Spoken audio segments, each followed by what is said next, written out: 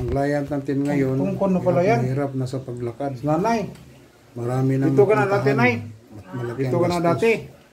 Tingnan ninyo ang video Tungkol. ngayon ni nanay. Mataas yung rate mo. Nagtungkod na nung umuwi, wala nang Hindi na tungkod. tabingi na yan. Kayo, anong ginagawa niyo? At try, Isip pa kuhaan kayo, yan. doon kayo sa iba para lumaki ang gastos ninyo.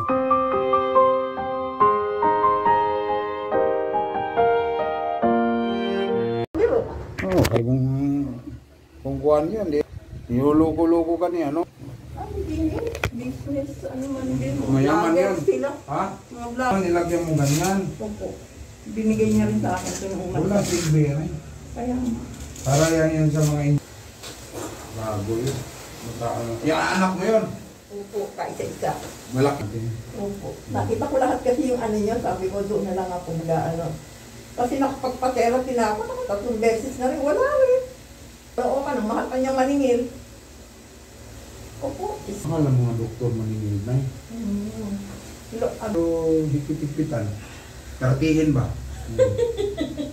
Para tumuwi itong buto. Opo.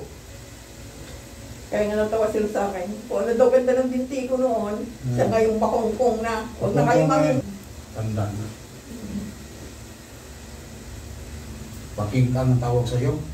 Oo, mga kantyaw. Yung bagong dating nga lang ako sa lugar ng apo ko eh. Nakatingin na lahat sila sa akin.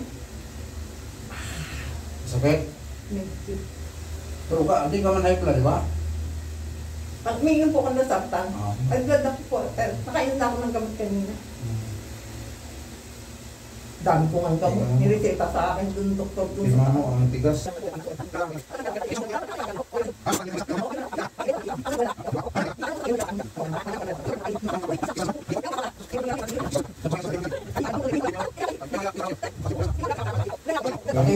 Alita nga na sweldo ko, natapakin pa ako. Tutulti, kita mo mga digdig niya, no? Bumukol talaga. Ayaw ko na. Wow, ay tigilan. Bukol man. Hindi, May asawa yan eh. digdig. Binibisita ka. Hindi, yung mga... Hindi ko sinabi na akong Panginoon. Anak ako na anawa sa iyo. Oo, kakabungin niya sa akin. Pero best friend naman yan. Hindi sila naniniwala sa mga therapist kasi yung mga nangyari sa akin nung nakaraan. Sabi ko, okay pa kaya sa akin. Ako naman ang problema, hindi naman kayo eh. Oo. Matatapang.